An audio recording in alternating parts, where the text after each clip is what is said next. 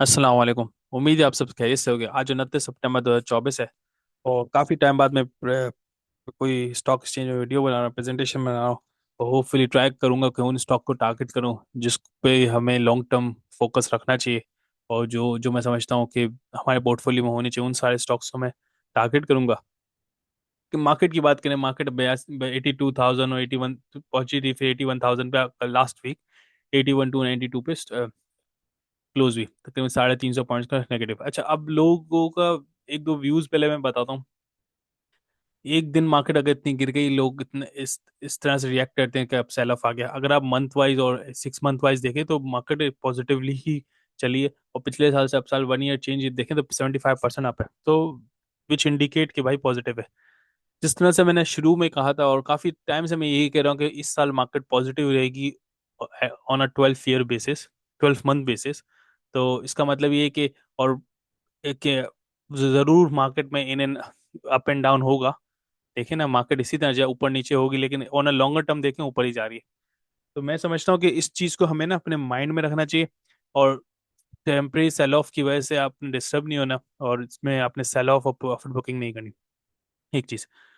और दूसरी चीज ये, इस साल पॉजिटिव रहेगी इसका मतलब ये नहीं आने वाले तमाम साल पॉजिटिव रहेगी। इसका मतलब ये कि इस साल पॉजिटिव है। क्यों? इसकी वजह ये, इस साल बहुत सारे फाइनेंसेस, बहुत सारे पैसा पाकिस्तान में आ रहा है, इन्वेस्टमेंट के नाम पे, लोन के नाम पे, किसी भी तरह से एज अ कैश मुल्क में आ रहा है। अब जब एज अ कैश आ रहा है तो इट लुक लाइक कि अभी फिलहाल मुल्क को डॉलर की चैलेंजेस फिलहाल नजर नहीं आ रहे, लेकिन नेक्स्ट ईयर जब ये लोन रीपे करना पड़ेगा, जो जो कैश आया है उसको वापस भी देना पड़ेगा। जब देना पड़ेगा तो हम देखेंगे कि भाई पाकिस्तान की मार्केट के पे इसका अच्छा खासा इम्पैक्ट पड़ेगा। फिलहाल अभी बाजार ऐसा लग रहा है कि ईयर एंड तक लाख तक, जो इंडिकेशंस थी, लाख तक टच कर सकती है। एक चीज। अच्छा, अब किन किन स्टॉक को अपने स्टॉक पोर्टफोलियो में रखना चाहिए? सबसे पहले तो मैं बात करूं मिल्लत ट्रैक्टर लिमिटेड, जो कि मेरा रिसेंटली फेवरेट स्टॉक बना है। और इस पे अगर मैं, अच्छा, इस स्टॉक के बारे में बात करूं, इस स्टॉक को मेरा पहले ही इंडिकेशन था कि लॉन्ग टर्म के लिए बहुत अच्छा है। और रिसेंटली इसके साथ थोड़े से मिसहैप तो नहीं बोलूंगा, लेकिन रिसेंटली किसी बोलते ना कि कुछ वजह की, किसी वजह, कुछ वजूहात की बिना पे ये इस स्टॉक को नीचे किया गया। और उसको वजह ये थी बेसिकली, इसने एक एग्रीमेंट किया मर्जर का मिल्लत इक्विपमेंट लिमिटेड के। और उस मर्जर की वजह से वो मर्जर अभी तक अप्रूवल स्टेज में, जब अप्रूवल स्टेज में तो ना उस इनके मर्जर के टर्म्स ऑफ एग्रीमेंट ये थे कि जब मर्जर जब तक अप्रूव नहीं होता तब तक ना कोई डिविडेंड दे सकता है, ना बोनस शेयर इशू कर सकता है। तो इस बार इस एनुअल रिजल्ट पे डिसअपॉइंट किया शेयर होल्डर्स को, तो उसकी वजह से इसकी प्राइस नीचे आ गई। लेकिन एक्सपेक्टेड ये, जैसे मर्जर अप्रूव होगा, ये बीच में मिड ईयर या इंटरिम डिविडेंड, ये बोनस दे देगा जैसे अप्रूव होगा। तो एक्सपेक्ट है, क्योंकि प्रॉफिट और प्रॉफिटेबिलिटी और रेवेन्यू और ऑपरेशनल ग्रोथ बहुत अच्छी है, तो आई स्ट्रांगली सजेस्ट इस शेयर पे प्रॉफिट बुक करके एग्जिट नहीं करना। इस पे आपने लॉन्ग टर्म रहना चाहिए। दूसरी चीज बात करें ओजीटीसी, ओजीटीसी अभी ऊपर जा रहा है, आई थिंक स्टिल थोड़ा बहुत ऊपर जाएगा। लेकिन अब इस स्टॉक में मेरा व्यू ये है कि इसमें अब चार्म नहीं है। लोगों की एक्सपेक्टेशन ये थी कि सर्कुलर डेब्ट सेटल होगा, तो हो सकता है गवर्नमेंट जब सेटल करने के लिए ओजीटीसी के शेयर होल्डर्स को डिविडेंड दे, क्योंकि गवर्नमेंट खुद इटसेल्फ इसके वो है, बेनिफिशियरी है, तो 75% गवर्नमेंट के पास चल जाएगा कैश। तो ऐसा एक्सपेक्टेशन थी कि अच्छा खासा डिविडेंड देगी, लेकिन जो अभी नजर नहीं आते क्योंकि ऑलरेडी कैश बहुत है, तो जरूरत नहीं है सर्कुलेटेड को फिलहाल नेट ऑफ करके आईएमएफ को मजीद कन्विंस करने की। तो मैं समझता हूँ इस पे पोटेंशियल गेन इतना नहीं होगा जितना दूसरे शेयर पे अभी मिल सकता है। तो आई डोंट थिंक कि इसको आप वेरी लॉन्ग टर्म रख सकते हैं, लेकिन फिलहाल इमीडिएट 1 to 2 ईयर से मुझे नजर नहीं आता कि इसमें आपको पोटेंशियल गेन नजर आएगा, at least until mid of next year. कुछ ना, मुझे पोटेंशियल नजर नहीं आता। तीसरी चीज, हबको, हबको का बेसिकली एक्सडिव हुआ है और रिसेंटली ये नीचे आता गया। और पिछले तकरीबन एक महीने से 150 से 160, 155, 160 से लेके ये अभी 123 पे खड़ा है। और 123 पे खड़े होने की वजह ये एक्स डिविडेंड में 7, 8, 8, 8 रुपए का शायद इसने डिविडेंड दिया था, तो ये एक्स डिव हुआ है। और ओवरऑल पावर कंपनी नीचे आई है, सेक्टर, सॉरी, पावर सेक्टर नीचे आया है, तो इस वजह से ये शेयर भी नीचे आया। आई स्ट्रांगली थिंक कि इस कंपनी के लिए ना ये शेयर की वैल्यू बहुत अच्छी है। और स्टिल आई फील लाइक इसको आप लॉन्ग टर्म के लिए इसमें आपकी इन्वेस्टमेंट होनी चाहिए, लाजमी होनी चाहिए, लॉन्ग, वेरी लॉन्ग टर्म। आप 4-5 साल के लिए इस पे इन्वेस्ट कर सकते हैं, और क्योंकि इसकी शेयर की वैल्यू और कंपनी के पोटेंशियल और परफॉर्मेंस बहुत अच्छी है। आपको भी बहुत प्रेजेंटेशंस बनी हुई है पिछली हिस्ट्री में, मैंने खुद भी 2-3 बनाई है, काफी सारे लोगों ने बने, आप जाके देख सकते हैं, लेकिन strongly think good for very long term. Pakistan oil field, Pakistan oil field I think मुझे लगता है कि अभी ओवरसोल्ड कैटेगरी में चले गया। इसकी वजह एक तो ये कि डिविडेंड एक्सपेक्टेशन 70 रुपए का डिविडेंड है, तो इसकी डिविडेंड क्लोज जब इसकी बुक क्लोजर डेट है वो मेरे ख्याल में 2 वीक्स, 1 वीक या 2 वीक टाइम में, मिड ऑफ अक्टूबर है मेरे ख्याल में। तो इसकी वजह से ये ओवरसोल्ड कैटेगरी है। जैसे बुक क्लोजर खत्म होगा, मतलब बुक क्लोजर डेट पास हो जाएगी, तो मैं समझता हूँ तब उसको लॉन्ग टर्म के लिए अपने उठाना चाहिए मजीद।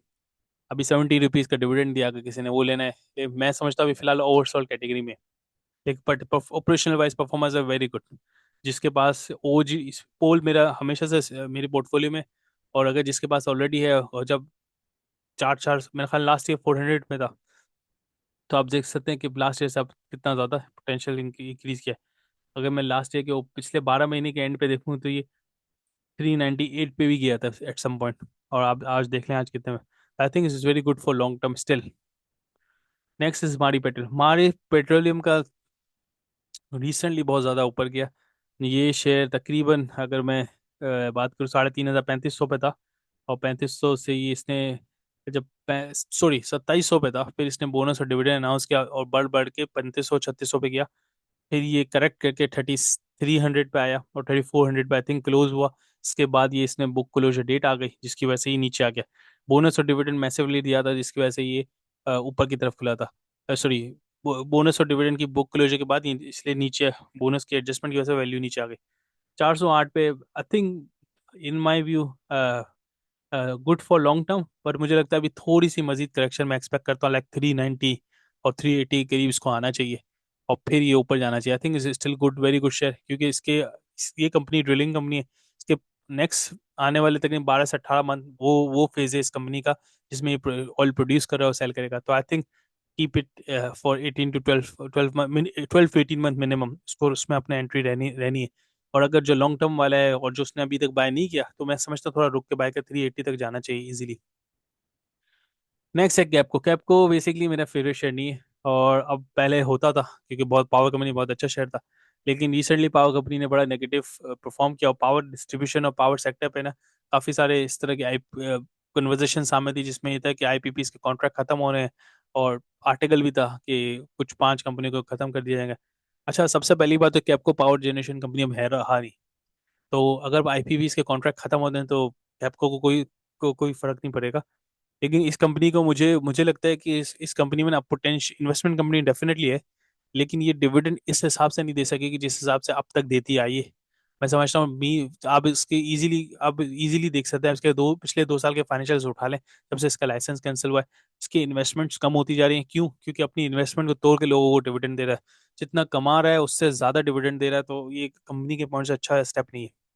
तो मैं इसलिए समझता हूँ कि अगर आपने 22 27 23 पे लिया हुआ, जैसे हम लोगों ने जब स्टार्ट में लिया, मेरे ख्याल में मैंने 1 साल पहले मैं काफी पुश करता था इसको लिया जाए, और अगर 22 23 पे लिया, आई थिंक ये डिविडेंड के बाद इसको सेल ऑफ कर देना चाहिए, मुझे ऐसा लगता है, और फिर दूसरे ऑप्शंस में जाने चाहिए। Hubco is a very good alternative of this share, although बड़ा शेयर है, लेकिन मैं समझता हूँ still better as compare to Kapco. अच्छा, बैंकिंग का एक शेयर जो कि काफी लोग पूछते हैं भाई बैंकिंग का बताएं, बैंकिंग मीज़ान के अलावा कोई बताएं, मीज़ान बहुत ऊपर चला गया। अच्छा, मीज़ान ऊपर चला गया, इसके अलावा मीज़ान के अलावा अगर कोई बात करें तो मैं समझता हूँ फैसल बैंक है। ऑल्दो मीज़ान और फैसल बैंक की कंपैरिजन में दोनों में बहुत ज़मीन आसमान का फ़र्क है, specially as a banking size wise, और बैंकिंग के लैंडिंग और पोर्टफोलियो वाइज, और नेट इंटरेस्ट मार्जिन वाइज बहुत ज़्यादा फ़र्क है। लेकिन मैं समझता हूँ फैसल बैंक क्यों मैं मीज़ान को नहीं प्रेफर कर रहा फिलहाल, और फैसल बैंक को क्यों कर रहा हूँ, एक तो वजह ये मुझे लगता है इसमें थोड़ा ज़्यादा चांस है as compare to Meezaan bank के ऊपर जाने पे।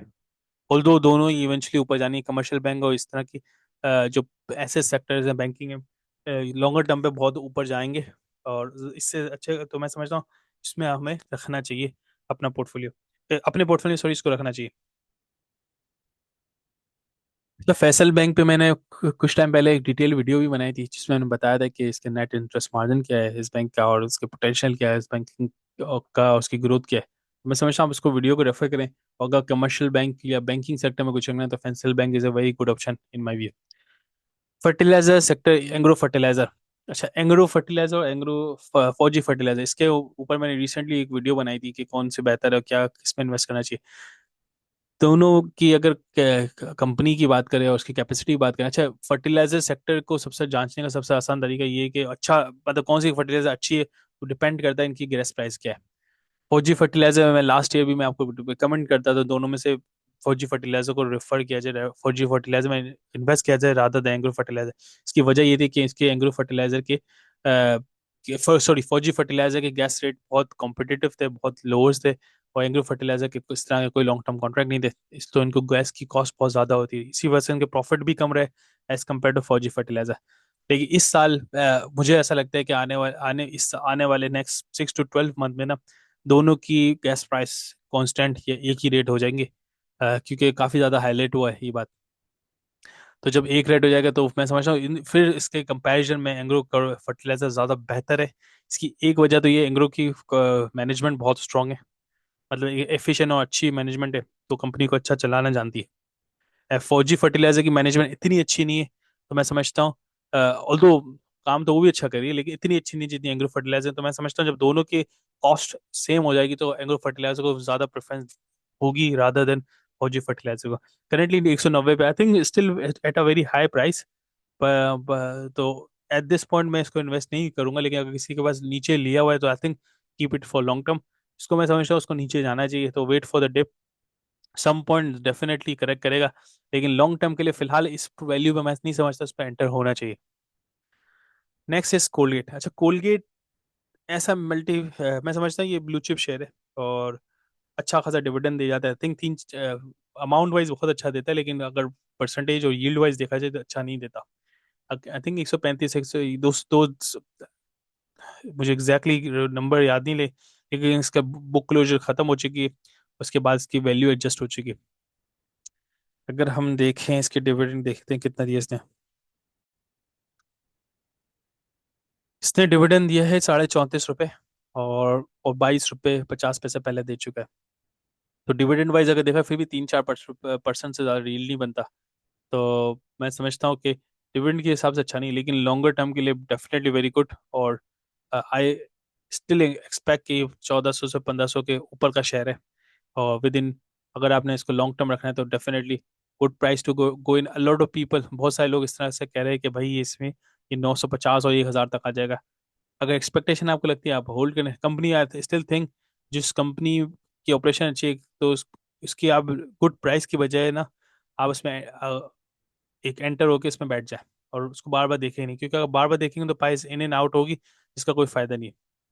तो take it as a property कि जब आप प्रॉपर्टी बाय करते हैं तो आप बार बार अप एंड डाउन थोड़ी देखते हैं। इन्वेस्ट किया और जब ओवर द लॉन्ग टर्म के बाद इसकी वैल्यू देखे क्या किस किस प्राइस पे, तो इसलिए मैं समझता हूँ is a still good share to get इन।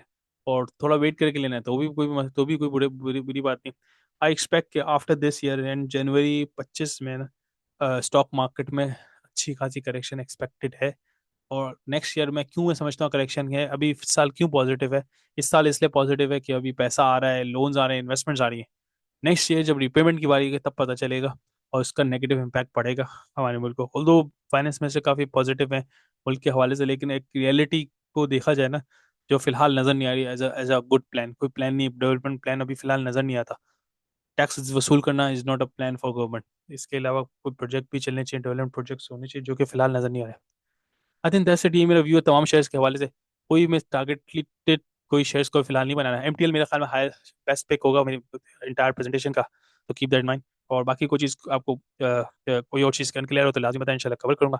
किसी और पर्टिकुलर शॉक स्क्रिप्ट के बारे में कुछ चीज़ मतलब प्रेजेंटेशन चाहते हैं तो आप लाजमी कमेंट करें, इंशाल्लाह मैं इसको कवर करूंगा नेक्स्ट प्रेजेंटेशन में। थैंक यू, जज़ाकल्लाह, अस्सलाम वालेकुम।